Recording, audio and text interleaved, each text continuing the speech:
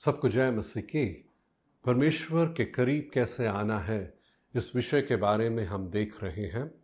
पहले हमने देखा कि हम अपने दिन की शुरुआत जहां 15 मिनट हम परमेश्वर की उपस्थिति में सिर्फ परमेश्वर को मन में रखते हुए उसके प्यार और अनुग्रह और दया से भरपूर होते हुए ग्रहण करते हुए शुरुआत कर रहे हैं। उसके बाद हमने देखा कि समर्पण करते हुए जहां हम अपने जीवन को प्रभु के हाथों में देते हैं और यही कि प्रभु तेरी मर्जी मेरी मर्जी है और अपने जीवन में उसकी मर्जी को पूरा करने के लिए समर्पण करते हैं।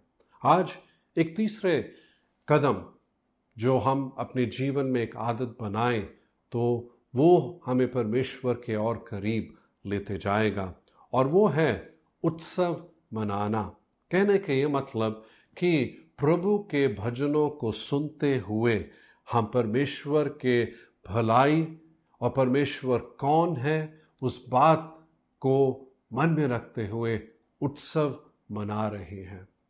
कहने का यही मतलब है कि जब हम प्रभु के उपस्थिति में आए हैं, हम अपने जीवन को समर्पण करते और साथ ही में थोड़ा समय लेते हुए हम प्रभु के किसी भजन को सुनते हुए, जहाँ जब हम सुनते हैं हम उसकी भलाई, उसकी करुणा, उसके प्यार को मन में रखते हुए उसको मना रहे हैं, उसको धन्यवाद दे रहे हैं, उसकी स्तुति और उसकी आराधना मतलब कर रहे हैं। और इस तरीके से हम जो है अपनी दिन की बल्कि शुरुआत कर सकते हैं। इफिसियों के पत्री उसके 5 अध्याय के 18 और 19 को यदि हम पढ़ें तो पौलुस यहाँ पे इस प्रकार कहता है, और दाखरस से मतवाले ना बनो क्योंकि इससे लुचपन होता है, पर आत्मा से परिपूर्ण होते जाओ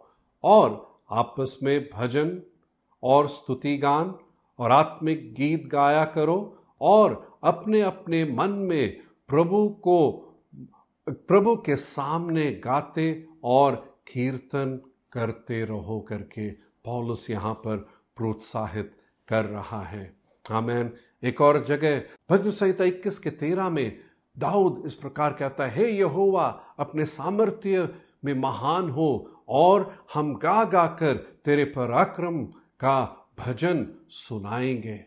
तो जब हम प्रभु के उपस्थिति में आए हैं, थोड़ा समय निकाले उसके भजन को सुनते हुए उसका उत्सव मनाए, उसके प्यार का, उसके सामर्थ्य का, कि कौन है हमारा परमेश्वर, राजाओं का राजा, प्रभुओं का प्रभु, सर्वशक्तिमान, सर्वज्ञानी, सर्वव्यापी परमेश्वर हमारा है करके उस तरीके से उसकी हम स्तुति आराधना करते हुए उसका उत्सव हम बल्कि मनाएं। क्योंकि हम याद रखें परमेश्वर ने हमारी रचना उसकी आराधना करने के लिए किया है।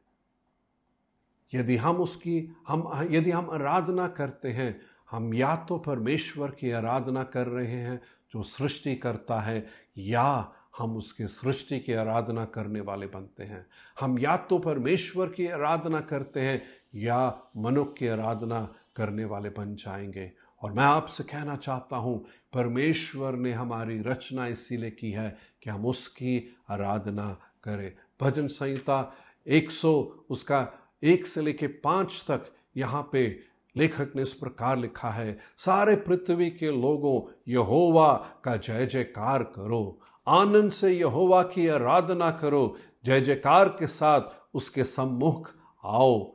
निश्चय जानो कि यहोवा ही परमेश्वर है, उसी ने हमको बनाया और हम उसी के हैं। हम उसकी प्रजा और उसकी चराई हुई भेड़ हैं। उसके फाटकों में धन्यवाद और उसके आंगनों में स्तुति करते हुए प्रवेश करो, उसका धन्यवाद करो और उसके नाम को धन्य कहो। और आखिर में कहता है, क्योंकि यहोवा भला है, उसकी करुणा सदा के लिए है और उसकी सच्चाई पीढ़ी से पीढ़ी तक बनी रहती है। हालेलुया।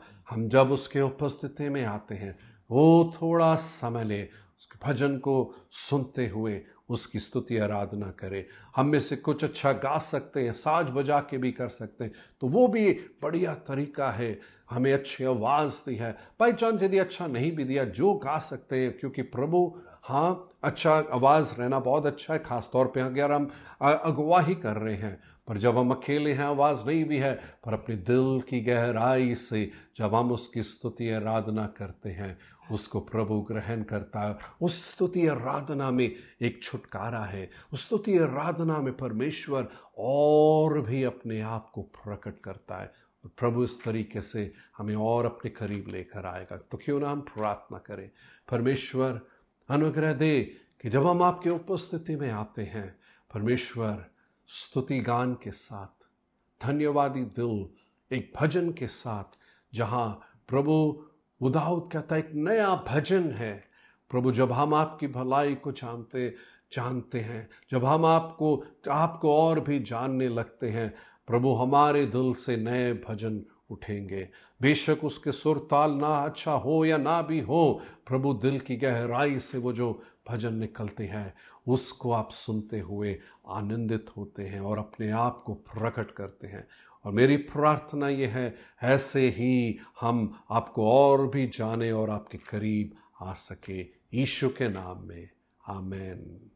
प्रभु आप सबको बहुत ही आशीष दे।